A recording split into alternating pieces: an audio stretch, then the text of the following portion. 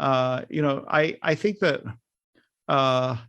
there are a number of things that I have no doubt I've gotten right in the analysis.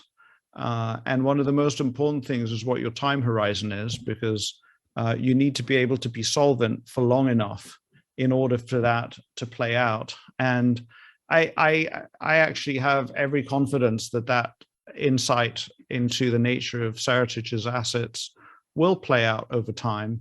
I realize that we're talking when the chairman has just resigned and it appears that he's put up the company for sale.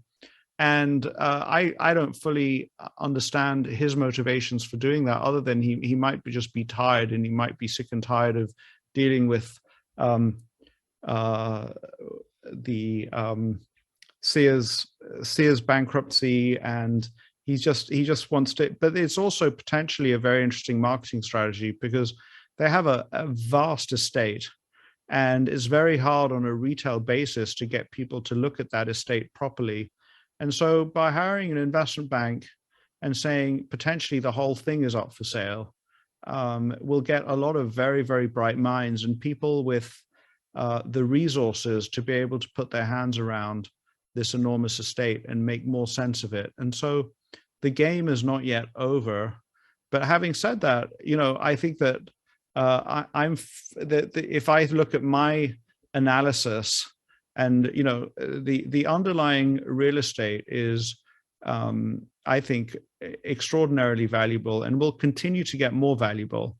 So this is not just general. This is not like St. Joe Properties, which owns vast acres of farmland. It's very specific real estate around some extraordinary locations, and everything, all economic. More than 99% of economic activity, maybe it's not 99, but 98 or 97% of economic activity happens within 1 or 2 or 3 kilometers proximity to major roadways. And Seritage owns a vast estate of real estate around these major roadways.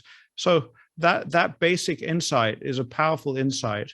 I don't think that, obviously, I underestimated the impact of Amazon and the internet, and I certainly didn't predict the pandemic.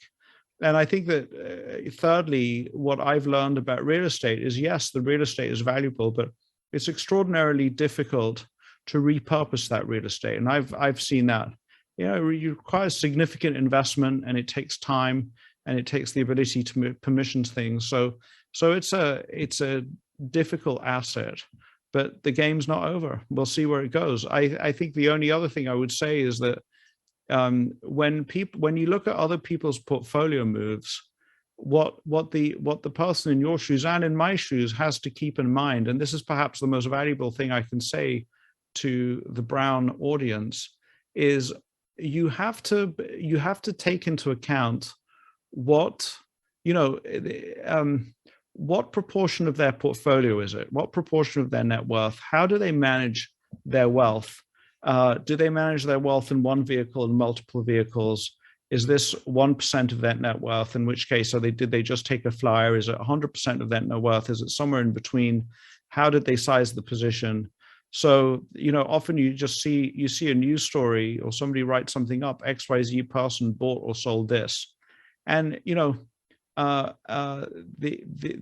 are sales that happen of companies where a well-known investor will sell a company that's actually got extraordinary prospects, but they just have a better thing to do, or they're meeting with redemption requests and they prefer to sell that to something else. So there's a lot of noise in that data, if you like. So